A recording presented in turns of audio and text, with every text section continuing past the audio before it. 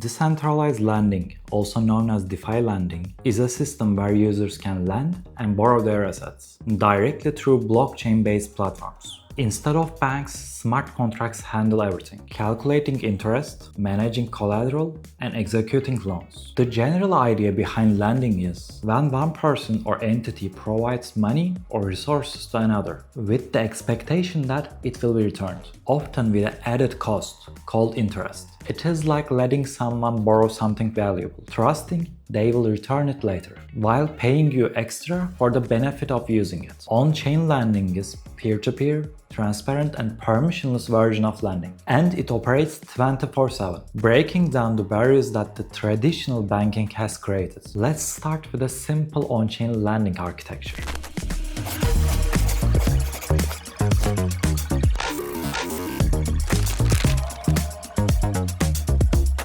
We have 5 essential pieces: lenders, borrowers, vault smart contracts, oracles, and liquidators. Vault smart contract manages the financial assets between and among these pieces. Let's assume our platform supports BTC, ETH, and USDC tokens. First, the lender has to deposit the principal. It is the source of the capital. Lender aims to generate income through interest with this principal deposit. For lender to generate interest, there must be a borrower. First, the borrowers have to collateralize a security deposit. After collateralizing, borrower can take on a loan. In most protocols, you have to collateralize around 150% of the value that you want to borrow. This means if you want to borrow $100 worth of ETH, you need to deposit 150 USDC. Once the borrower collateralizes one of the assets, they can borrow the asset. If the borrower can manage extracting value from the borrowed amount,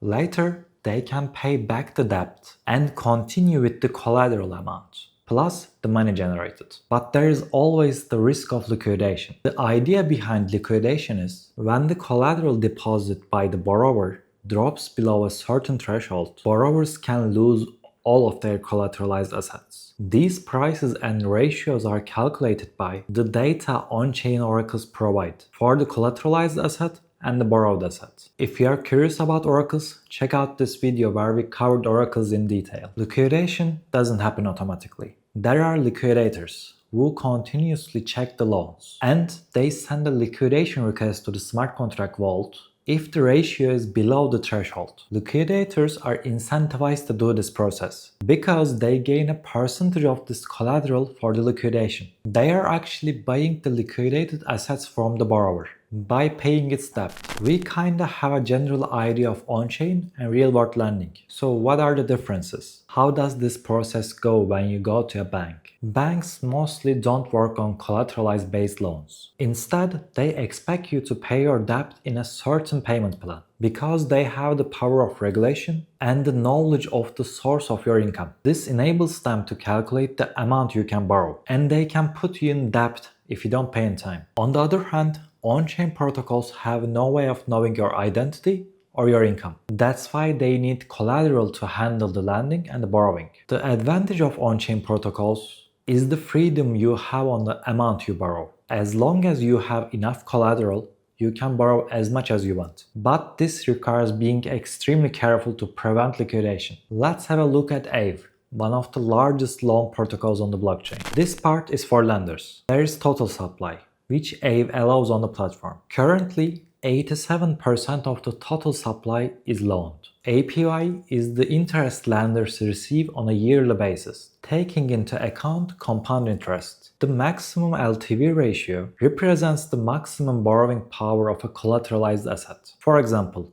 if a collateral has a LTV of 75%, the user can borrow up to 0.75 ETH in the principal currency for every 1 ETH of collateral. Liquidation threshold represents the threshold at which a borrow position will be considered under collateralized and subject to liquidation for each collateral. For example, if a collateral has a liquidation threshold of 8%, it means that the position will be liquidated when the debt value is worth 80% of the collateral value. When a liquidation occurs, liquidators repay up to 50% of the outstanding borrowed amount on behalf of the borrower. In return, they can buy the collateral at a discount and keep the difference as a bonus. This is called liquidation penalty. This is how they are incentivized to become liquidators. And this part is for borrowers. Currently, 83% of the total borrowable amount is borrowed.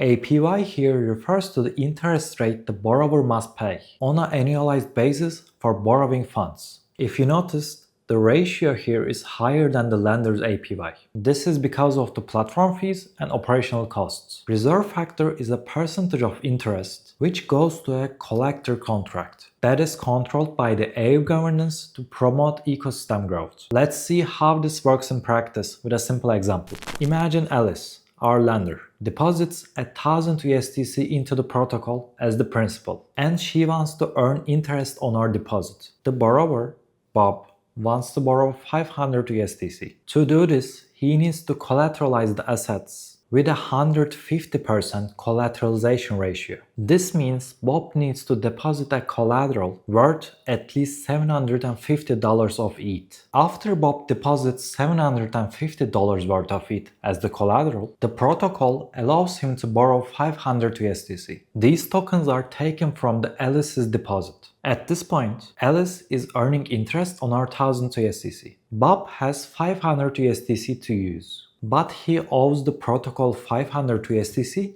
plus the interest. Let's say Bob uses the 500 USDC to make a profitable trade. Later, he pays the 500 USDC and interest to the protocol. After the payment, Bob gets his $750 worth of ETH collateral back. Alice earns interest from our deposit, paid by Bob. If the price of ETH drops and Bob's collateral becomes worth less than the required threshold, his position is at the risk of liquidation. Liquidators will step in, repay a part of Bob's debt, and claim some of his ETH as a reward. That's how decentralized lending works. Thank you for watching, and I hope you learned something new. Next up, we will cover privacy on the blockchain. See you soon.